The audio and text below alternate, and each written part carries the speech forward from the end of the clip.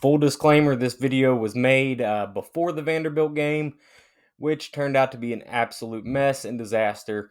So everything you see in this video and everything you hear, take with a grain of salt. Who knows how this season will actually end up.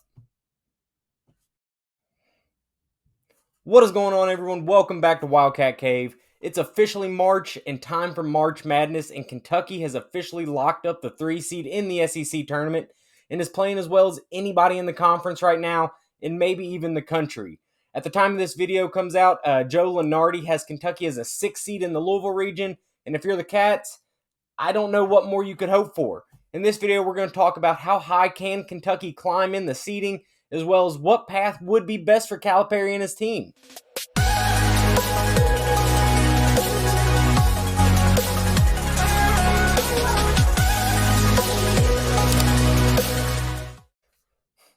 Before we get into the bracketology here, you guys voted, and on Tuesday, March 7th at 8 p.m., we're going to be doing a pre-SEC tournament live stream right here on the channel. We're going to talk about each game and make our predictions for a whole for the SEC tournament.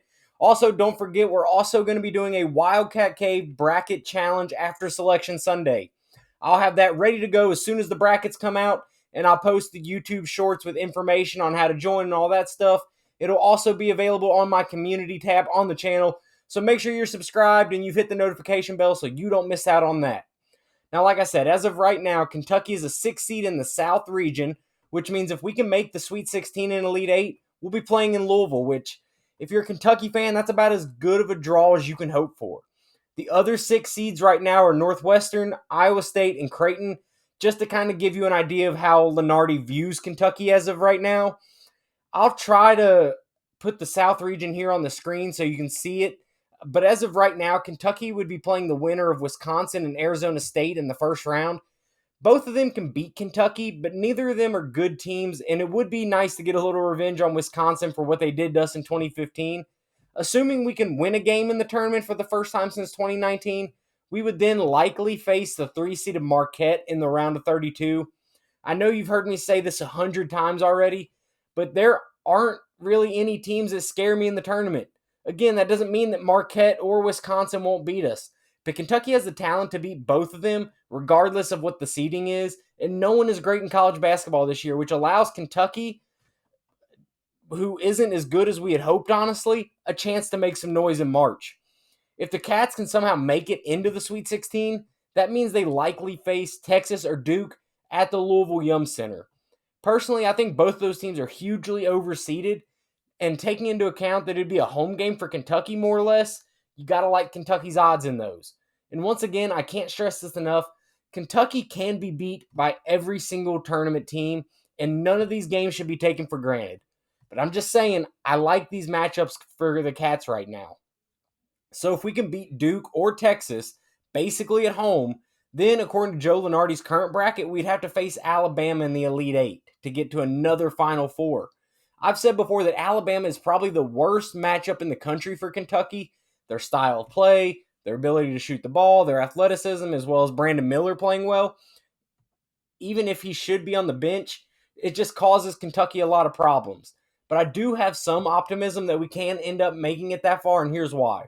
The first thing is that I'm not confident that Bama can string together 3 really good performances to make the Elite 8, let alone a 4th in order to get past Kentucky.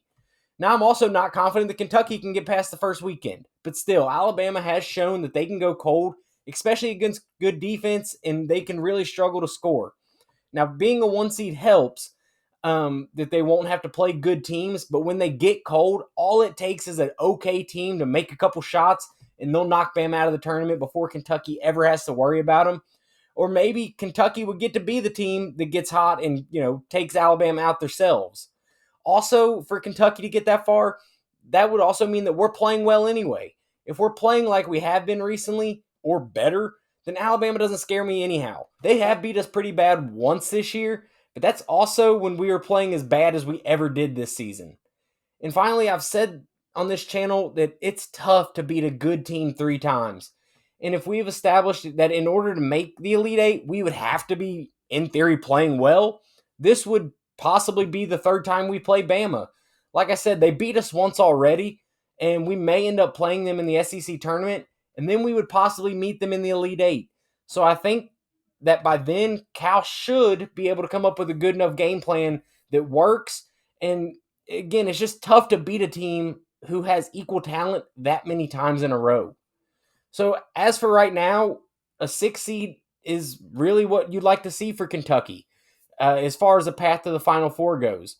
I'm not going to try to predict a Final Four matchup right now. After all, these are just, Joe Lunardi's projections, and predicting the Final Four is hard enough once the bracket's set, let alone before.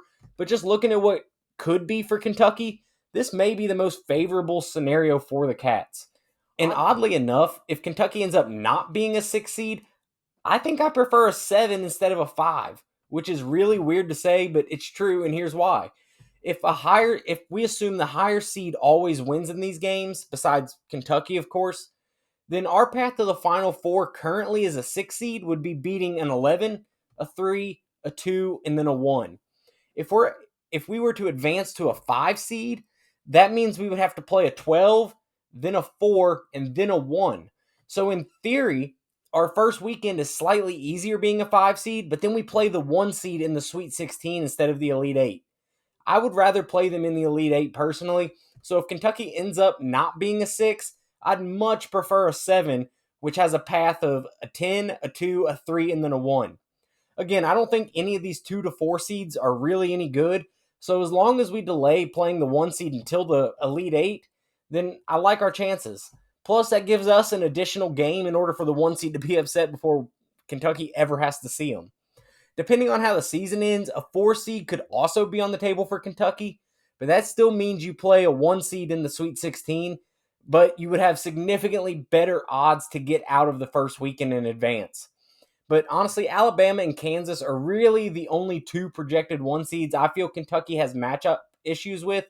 And so I wouldn't mind being a 4 seed if we were put in like Purdue or Houston's bracket, especially if we're put in Purdue's and they go to Louisville. Purdue usually chokes in the tournament anyway, and I think our talent is a lot better than Houston's. So that's kind of why I don't mind being a 4 seed if we're put with one of those instead of Kansas or Alabama. Now, in order to get a 4 seed, though, we would likely have to beat Arkansas and win the SEC, and then maybe still hope that other teams lose. But in all reality, I think I still prefer being a 6 or a 7 over a 4 or 5, even though that makes the first weekend a little tougher. With the talent on this Kentucky team and how they've been playing, we should be able to get past the first weekend anyway. Now, don't forget, guys, next Tuesday, March 7th at 8 p.m., we are going to have a pre-SEC tournament live stream right here on the channel, and we can give all of our predictions for the SEC tournament and more.